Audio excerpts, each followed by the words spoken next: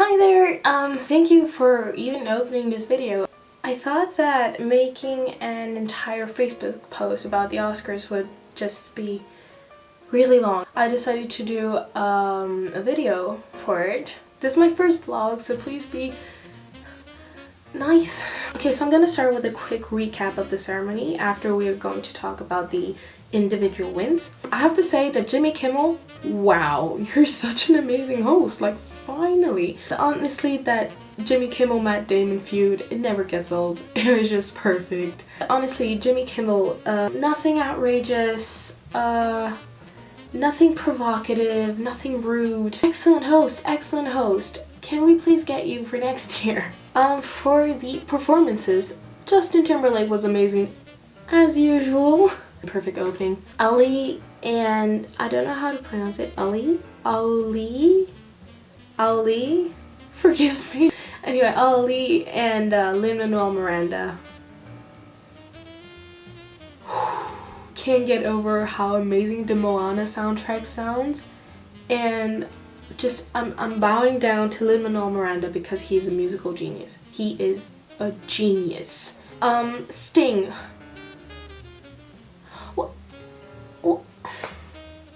What can I say? It's Sting. It was just beautiful. It was just Sting with a guitar. Oh my god, I have chills just saying these words. Beautiful, beautiful, beautiful. John Legend with the La La Land medley.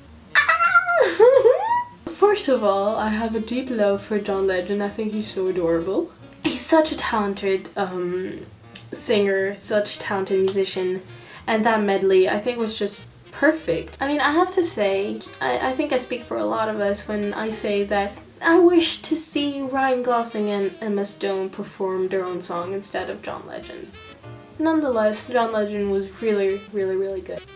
I want to take a time to talk about those tourist surprise. I found it really funny, but at the same time I kind of had mixed feelings. First, I'm terribly jealous of those guys because they got to freaking be in the same room as a bunch of artists. But seeing them with those phones and selfie sticks, it had something really weird about it. I mean, it was awkward. Okay, I have a selfie stick, I admit it. It brought me a lot of hilarious memories, but if I'm in front of Emma Stone, Denzel Washington, Meryl Streep, I am not gonna just go around with my phone. I'm just gonna go up to them and try to talk to them. I mean, right there, they made the entire Dolby Theater look like a bunch of animals in a zoo. And I don't think that's the kind of message that the Academy should convey. It was just a very cringeworthy moment. Yeah. However, one thing that I really enjoyed was the little retrospective shorts. They genuinely put a smile on my face. It touched every single one of us deep inside. For the first time, I couldn't have felt closer to the people that I see on the screen daily. On a daily basis, they seem so far away, so inaccessible. But right in that instant, they made normal, common people like us feel like celebrities, or vice versa. God, I'm having chills just talking about it.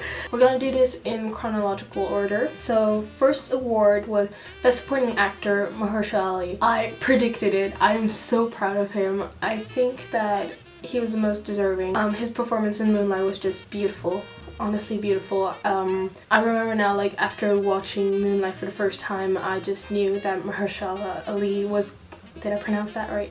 Sorry. I just knew that he had to win something for his performance because it was just so genuine and so moving. He's just in the first chapter of the film, but he is so good in that part. Gangster drug dealer that actually just is human in the end. I think that Mahershala Ali just perfectly portrayed that, and I just couldn't be happier. Second award, costume, Fantastic Beasts. Predicted that too. Enough said. Costumes are awesome. Colleen Atwood, you're a genius. Makeup, Suicide Squad. A lot of people have been criticizing this award because, well, it's Suicide Squad. Unfortunately, it was kind of a flop. I had major expectations on this movie. for this movie. Sorry, I mean, I think it speaks for everyone. We just wanted to see more Jared Leto because he was just brilliant in those, well, 10 minutes. But guys, we're talking about makeup here. We're not talking about the entire movie. And I have to say that the makeup was amazing. And the Oscar, well, is well deserved because the makeup, you know, the mastery that one has to have to bring an entire comic book alive on a big screen. For comic book adaptations, everybody has an idea of what the characters look like. And to be bold enough to try and mix things up, I just have to just tip my hat for that. I don't know the specific names, but there were 2 Italians and I'm very proud of that. So after makeup comes documentary. I have my fingers crossed for I Am Not Your Negro. Some of you may have seen that I saw Mr. Roel Peck at the Berlinale. Such an amazing guy. But OJ Made in America one. Haven't seen it yet, so I'm not gonna judge too much. This OJ story, it's been too advertised, so I think I found it a bit weird. It was just like when 12 Years a Slave won. It was just such a massive racial statement that in the end lost its cinematic essence, I think. I'm really skeptical about this documentary because I just hope that it's not just a bunch of people ranting about how OJ is bad. I get it, I'm not dumb, but you have to, we're talking about films right here, so you have to like at least show some aesthetics, a certain type of mastery or something. Sound editing, predicted Arrival and Arrival won. Sound editing was really good on Arrival, just perfect. No comment. Sound mixing, I was hoping that Rogue One would win this category. I think just the coordination of all the sounds with the music, it was perfect. It was perfect.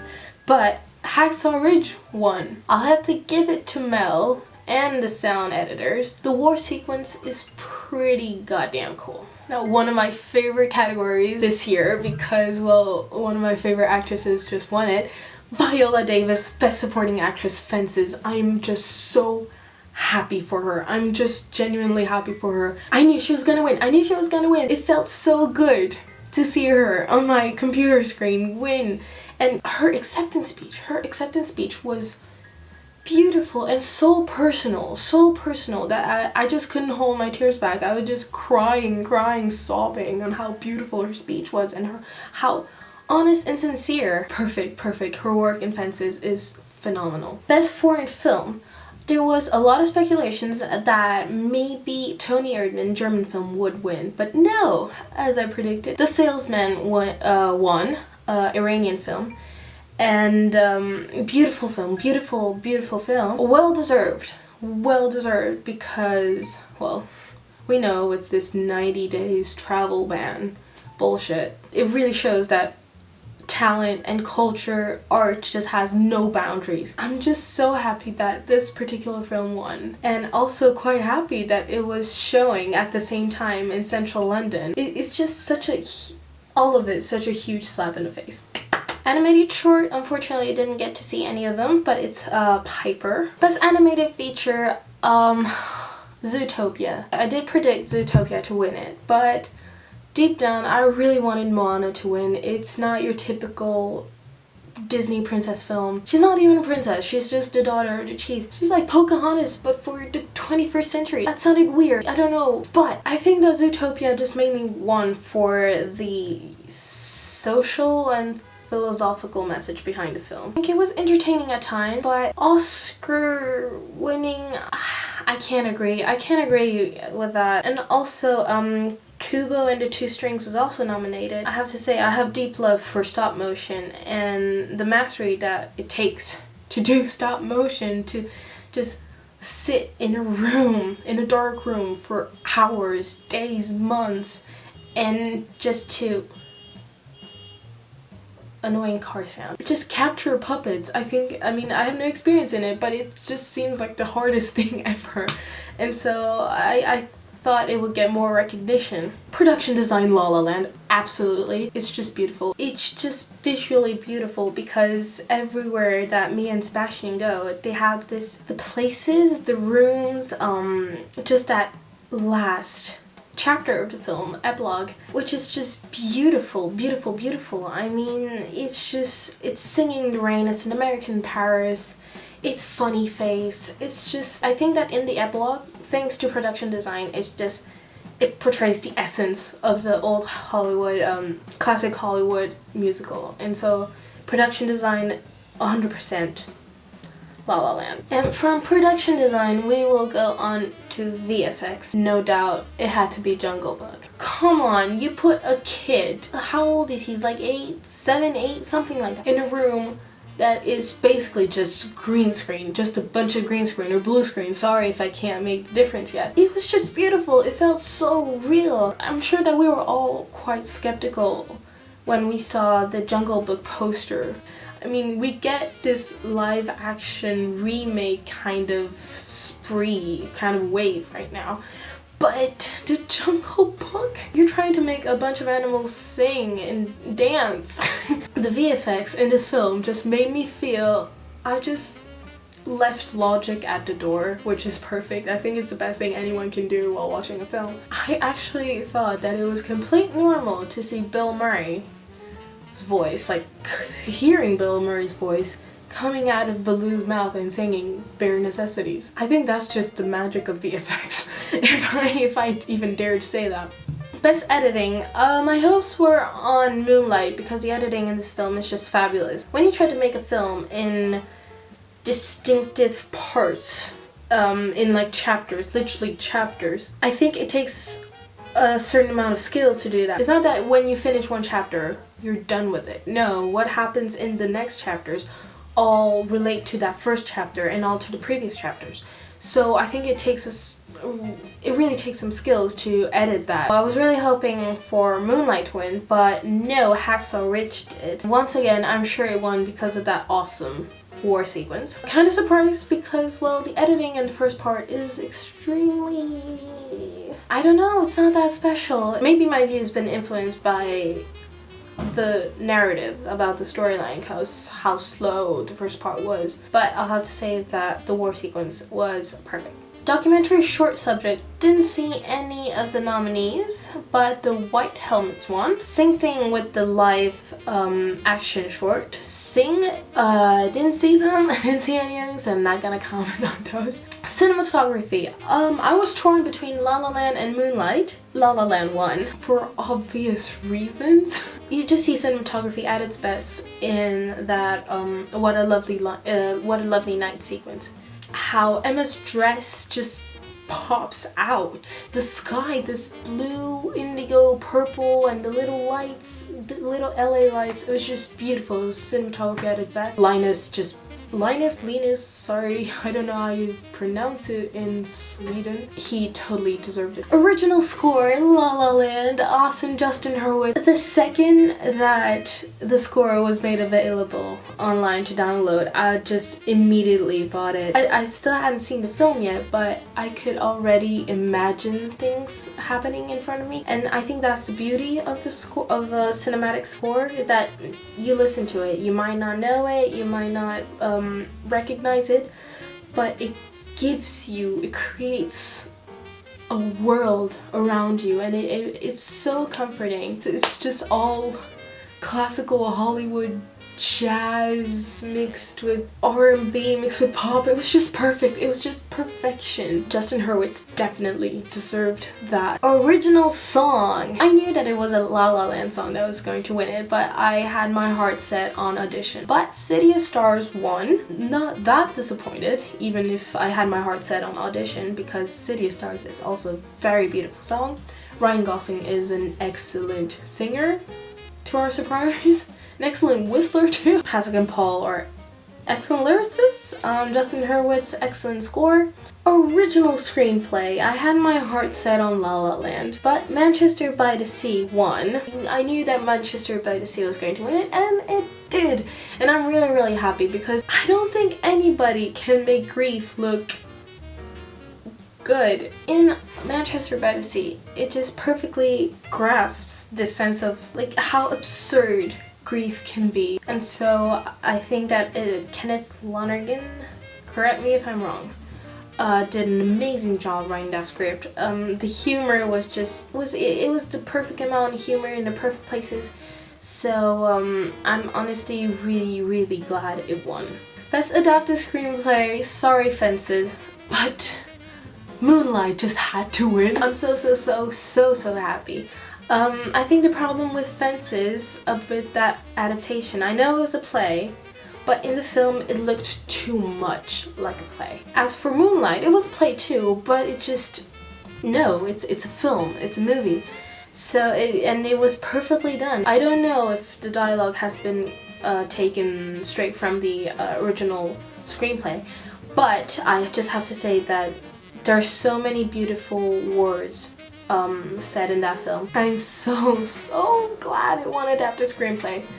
Major Moonlight fan. Now, one of the most anticipated awards, Best Actress. I was torn between Isabelle Huppert and Natalie Portman because they were just fabulous. They were fabulous in both of their films. But Emma Stone won. Yeah. Once again, for as much as I love La La Land, it's literally my favorite movie. Now, unfortunately, it dethroned Breakfast at Tiffany's. But Emma Stone, compared to Isabelle Huppert and Natalie Portman, I don't know. All the best to Emma. Honestly, she's extremely talented, wonderful in La La Land. But Natalie Portman's portrayal of Jackie Kennedy is beyond my wildest expectations, and I think that she definitely should have won. Also, Isabelle Huppert, who is an amazing actress, and actually I'm quite proud that she got nominated at the Oscars. Best Actor, Casey Affleck. Predicted and hyper happy about it. There's a lot of controversy with Casey Affleck recently about some harassment stories, some sexual harassment stories. I just want to take this time to say that this shouldn't affect the cinematic work, the cinematic recognition of a person. We're talking about films here. I'm not saying that it's perfectly fine. God, no. I mean, I'm totally outraged. I still think that seeing these harassment stories into 21st century is just a big load of bullshit. But Casey Affleck, for his performance in Manchester by the Sea, he had to win the Oscar. Can we talk how cute Ben Affleck looked when Casey accepted his Oscar?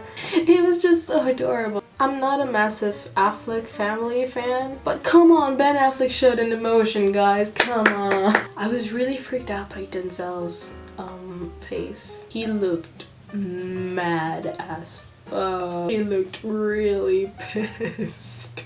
And then there's Casey just thanking him because he inspired. Oh my god, cringe. I'm sorry, Denzel Washington. He's amazing because, well, it's Denzel. But I don't think it was Oscar worthy. But honestly, Casey Affleck, he just has my complete respect for him as an actor. I mean, you can say that about a lot of people in the movie industry. My favorite director is Woody Allen. I say it with no shame, but I respect him as a director. That's why he's my favorite director, not person. I wouldn't specifically agree with some of his life choices, but 100% agree with his cinematic choices, which is what we are actually talking about. So please get it right. Don't mix everything up. Best Director, Damien Chazelle. Oh my god, I'm blushing. So happy. I don't know why my voice is going just really low now. So happy for Damien Chazelle. I'm just completely fangirling as a director, as a future director, because I mean, he's the guy behind La La Land. He's 32 and he's achieved so much. It takes skills to make a film like La La Land, and he just made it beautifully. I mean when I was younger, when this film passion of mine started out, I didn't have any precise idea of the type of film that I wanted to make. One day when I started to discover these classical Hollywood films, these black and white films, and later on these musicals. The first classical Hollywood film a musical that I've seen was Singing in the Rain. After seeing the film, I was just so enchanted. I was enchanted by everything that I've seen on that screen. I don't see why people have stopped making these kind of films. I didn't know what kind of genre of film that I wanted to make, but I wanted to make a film like that, you know? To see Damien Chazelle finally doing it in the most beautiful way. It's such a fulfilling feeling.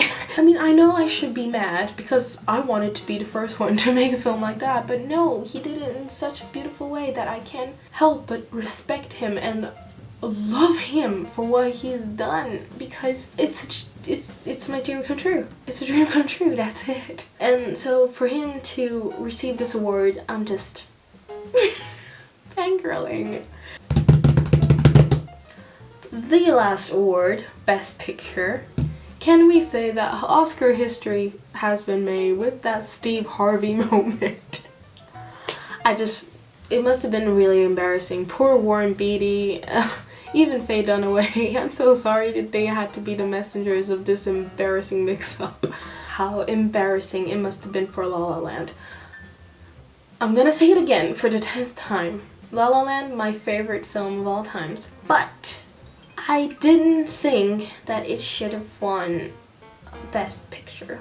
So that is why when there was the mix-up, I kind of jumped for joy because I was definitely rooting for Moonlight to win Best Picture. One of the responsibilities is to provoke people, is to have a certain effect on us. But if you are going to lecture me about gender, identity, equality for an hour and a half, max 2 hours, I'm not gonna take it. But the way Moonlight dealt with this question of race and identity and gender, and it dealt with it with such a natural approach, such a poetic approach, that, I mean, that is all I'm asking in a film like that. You want to change society? Don't rant. Do it skillfully, because it touches us in a better way, I think. And it's not just a bunch of people yelling like about gay rights, about feminism, about race, about Black Lives Matter. No, every single goddamn life on this planet matters. And I think that Moonlight just perfectly showed us that you can make things okay just by talking about it, not yelling about it. It was just so poetic. Major applause for Barry Jenkins, because his film is just absolutely beautiful. It's art. It's plain art. It just had to win Best Picture. I guess that's it, guys. Thank you so much for watching the video. Comment down below if you don't agree, if you agree. Comment whatever you want. But here's the first attempt to a vlog. That's it. Thanks a lot, guys.